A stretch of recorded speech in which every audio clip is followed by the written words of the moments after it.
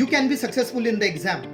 विद्यार्थी मित्रांनो, आज मी तुम्हाला इंग्रजी बरोबरच 10वी आणि 12वीच्या इतर विषयांची उत्तरपत्रिका लिहिण्याची बेस्ट मेथड सांगणार आहे.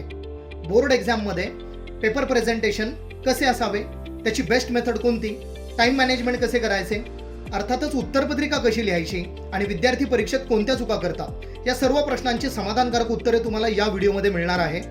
English grammar, activity sheet format, English syllabus, scoring questions या सर्व व्हिडिओची लिंक मी डिस्क्रिप्शनमध्ये दिलेली आहे, ती पाहायला विसरू नका. येस यू कॅन हा यूट्यूब चॅनल त्यांच्यासाठीच आहे ज्यांना इंग्लिश मराठीतून सोप्या पद्धतीने शिकायचे आहे आणि यशस्वी व्हायचे आहे. चॅनल सबस्क्राईब करायला विसरू नका. मोबाईल, क्लॉथ्स, स्नॅक्स, टॉईज या सगळ्यांच्या आकर्षक जाहिराती तुम्ही पाहिलेल्याच असतील किंवा दुकानातील त्यांची आकर्षक मांडणी पाहूनच आपल्याला त्या खरेदी कराव्याशा वाटतात.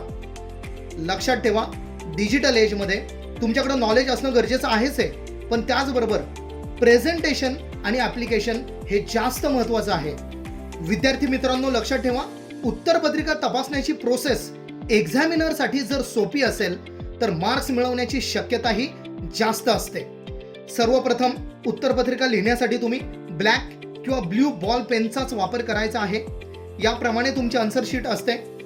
सर्वप्रथम फ्रंट पेजवरील डिटेल्स तुम्हाला फिलअप करायचे आहेत. फर्स्ट तुमचा सीट नंबर अंकामध्ये लिहायचा आहे, नंतर अक्षरामध्ये येथे तुमची साईन येईल. हा स्पेस पर्यवेक्षकाच्या सहीसाठी आहे, तेथे तुम्ही काही करायचे नाहीये. येथे सेंटर नंबर तुम्हाला लिहायचा आहे. ही सर्व माहिती तुमच्या रिसिटवर असते, त्याप्रमाणेच तुम्हाला ती माहिती भरायची आहे. आन्सर शीटवरील संपूर्ण माहिती भरून झाल्यानंतर तुम्हाला या पद्धतीने बारकोड स्टिकर दिला जाईल. हा बारकोड स्टिकर तुम्हाला आन्सर शीटवर जेथे लिहिलेले आहे विद्यार्थ्याने बारकोड या चौकटीत चिटकवावा, त्याच चौकटीत हा बारकोड तुम्हाला चिटकवायचा आहे.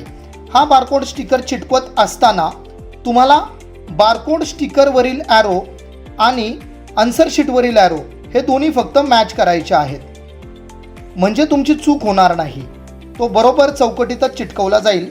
या पद्धतीने बारकोडवर तुमच्या लेफ्ट साईडला सीट नंबर, सेंटर नंबर इत्यादी डिटेल्स असतात आणि राईट साईडला तो कोड असतो. आन्सर शीट संपूर्ण लिहून झाल्यानंतर तुम्हाला या पद्धतीने होलोक्राफ्ट स्टिकर दिले जातात. 10वी आणि 12वी अशा दोन्ही विद्यार्थ्यांना हे होलोक्राफ्ट स्टिकर आणि बारकोड स्टिकर दिले जातात. हा होलोक्राफ्ट स्टिकर तुम्हाला जेथे असे लिहिलेले आहे होलोक्राफ्ट स्टिकर त्याच ठिकाणी चिटकवायचा आहे. हा होलोक्राफ्ट स्टिकर चिटकवत असताना तो फाटणार नाही याची काळजी घ्या.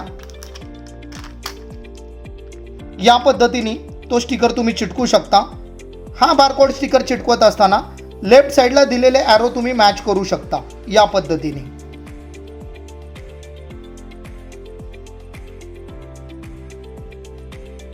होलोक्राफ्ट स्टिकर चिटकवल्यानंतर बारकोडवरील जे डिटेल्स आहेत ते होलोक्राफ्टच्या खाली हाईड होतात. त्यानंतर फक्त UID कोडसाठी जागा असे जे लिहिलेले आहे त्या ठिकाणी तुम्ही काहीही करायचे नाहीये. त्यानंतर सेट कोड, यावर्षीपासून तुम्हाला सेट कोड नसणार आहे. सब्जेक्ट, जो सब्जेक्ट असेल तो इथे लिहायचा आहे. For example English. त्यानंतर पेपर, ही जागा रिकामी सोडली तरी चालेल. Date, for example 23/4/2021. Language of answer, येथे तुम्ही उत्तरपत्रिका कोणत्या भाषेत लिहिणार आहात, म्हणजे मराठीत उत्तर लिहिणार असाल तर मराठी, इंग्रजीमध्ये उत्तर लिहिणार असाल येथे इंग्लिश. त्यानंतर मेन आन्सर बुक 1 लिहिलेलं आहे आणि प्लस पुढे जागा सोडलेली आहे. येथे तुम्ही किती सप्लिमेंट जोडलेल्या आहेत ती संख्या लिहायची आहे. एक सप्लिमेंट जोडलेली असेल तर 1, मग 1 + 1 = 2 असे येईल. तुम्ही जर 2 सप्लिमेंट जोडलेले असतील तर इथं 2 लिहायचे आहे. 1 + 2 = 3 याप्रमाणे. त्यानंतर आन्सर शीटमध्ये ऑलरेडी मार्जिन असते, त्या पुढे किंवा अगोदर जास्तीत जास्त एकच मार्जिन तयार करा. जास्त लाईन्स किंवा मार्जिन तयार करत बसू नका, कारण उत्तर लिहिण्यासाठी कमी जागा शिल्लक राहते. क्वेश्चन पेपर 10 मिनिटे अगोदर मिळेल. सर्व प्रश्न काळजीपूर्वक वाचून जे सॉल्व्ह करायचे त्यावर पेन्सिलने टिक करून ठेवा. New questions on new page हे कधीही विसरू नका. 1, 2, 3, 4 या सिक्वेन्सनेच प्रश्न सॉल्व्ह करायचा प्रयत्न करा, कारण जर तुम्ही प्रश्न मिक्स केले, पहिला प्रश्न शेवटी, दुसऱ्या प्रश्नाचे उत्तर चौथ्या प्रश्नामध्ये, असं जर मिक्स केले तर ते काम एक्झामिनरसाठी थोडे किचकट होईल, तुमचं प्रेझेंटेशन वीक होईल. समजा 1, 2, 3, 4 या सिक्वेन्सनी प्रश्न सॉल्व्ह करत असताना सेकंड क्वेश्चन तुम्हाला जर डिफिकल्ट वाटला तर त्यासाठी तेथे स्पेस सोडा आणि पुढचा प्रश्न सॉल्व्ह करायला घ्या. संपूर्ण आन्सर शीट सॉल्व्ह करून झाल्यानंतर जेथे स्पेस सोडलेली आहे त्या ठिकाणी त्या प्रश्नाचे उत्तर लिहिण्याचा प्रयत्न करा. सुरुवातीपासूनच स्पीड तुम्हाला मेंटेन करायचे आहे हे विसरू नका. क्वेश्चन पेपरमधील सूचना क्वेश्चन्स आन्सर शीटमध्ये लिहू नका. फक्त प्रश्नाचे मेन टायटल लिहा. क्वेश्चन तसेच त्याचा सब क्वेश्चन्स याचा क्रमांक लिहा. फक्त प्रश्नाचे मेन टायटल तुम्ही लिहू शकता. उदाहरणार्थ सेक्शन 1 सीन पॅसेज पोएट्री दीर्घोत्तरी प्रश्नातला कुठला तरी मुख्य शब्द theorem objective factual questions grammar इत्यादींचे डायरेक्ट आन्सर लिहा. आणि तसेच जो बदल झालेला आहे त्यास अंडरलाईन करा. अंडरलाईन पेनाने केली तरी चालेल. For example I have been learning English since 2010. सिन्सला अंडरलाईन केलेली आपण. प्रश्न सूचना काळजीपूर्वक वाचून त्यासाठी असलेले मार्क्स पाहूनच अपेक्षित उत्तर लिहा. अनेक वेळेला सूचना बदलून विचारल्या जातात हे पण लक्षात ठेवा. For example factual objective MCQs इत्यादींचे आन्सर एका शब्दात किंवा एका वाक्यातच अपेक्षित असते. तेथे इतर अनावश्यक डिटेल्स लिहू नका. Second, true or false. A true B false याप्रमाणे किंवा A सेंटेन्स कंप्लीट लिहिलंय आणि त्यापुढे ट्रू लिहिलेलं आहे. B सेंटेन्स कंप्लीट लिहिलंय त्यापुढे फॉल्स लिहिलंय. याप्रमाणे लिहा. A च्या पुढे टिक मार्क केली, B च्या पुढे फुली लिहिलेली आहे असे लिहू नका. अनेक वेळेला करेक्ट द फॉल्स स्टेटमेंट असा पण प्रश्न येतो. म्हणजे चुकीची वाक्य बरोबर करून लिहा. म्हणजेच विद्यार्थी मित्रांनो सूचना काळजीपूर्वक वाचा. Next, fill in the blanks. संपूर्ण वाक्य लिहून उत्तराला अंडरलाईन करा. फक्त उत्तर लिहू नका. नेक्स्ट, मॅच द फॉलोइंग म्हणजे जोड्या लावा. A1 B3 C2 याप्रमाणे किंवा याप्रमाणे लाईन्स ड्रॉ करू नका. तर डिरेक्टली A चा पर्याय कोणता आहे तो शब्द लिहून त्यापुढे त्याचे आन्सर्स लिहा. B चा पर्याय कोणता आहे तो शब्द लिहून त्यापुढे त्याचे आन्सर लिहा.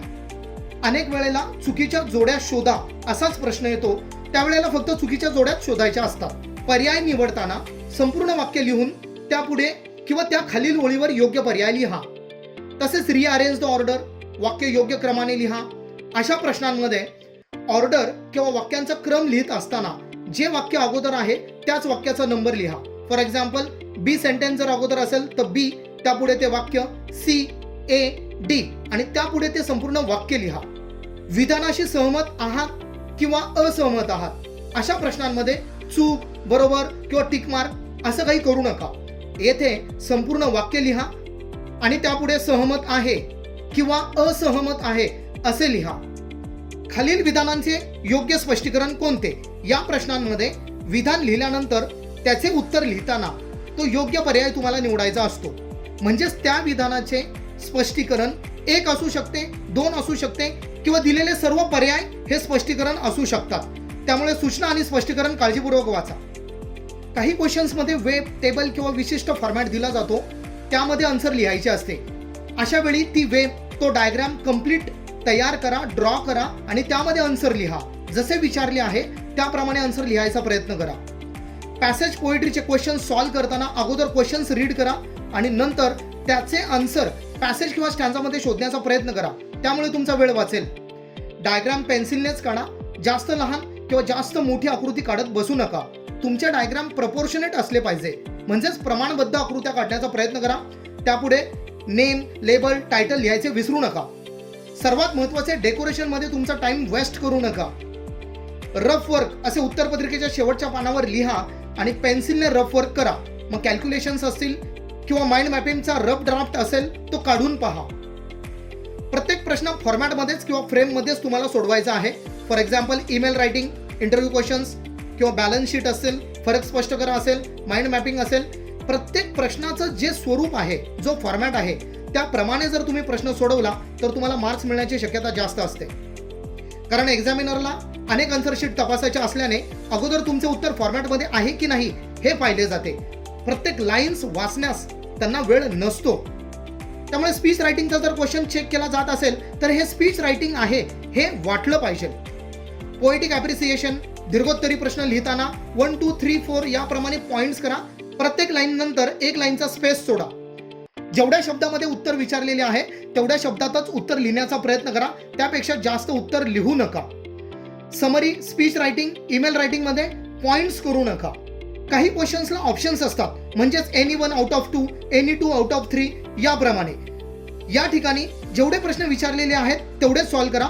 ऑप्शनचे ऑरचे क्वेश्चन सॉल्व्ह करण्यात वेळ वायाला घालू नका, त्यामुळे तुमचा टाइम मॅनेज होणार नाही.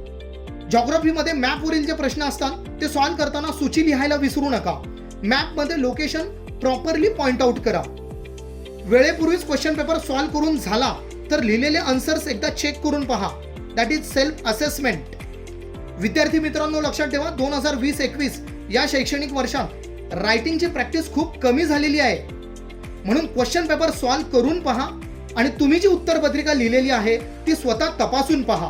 म्हणजेच प्रॅक्टिकली रिअल प्रॅक्टिस करून पहा.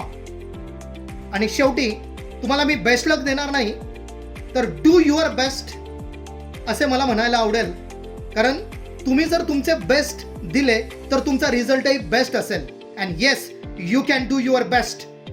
पुन्हा भेटूया नेक्स्ट व्हिडिओमध्ये.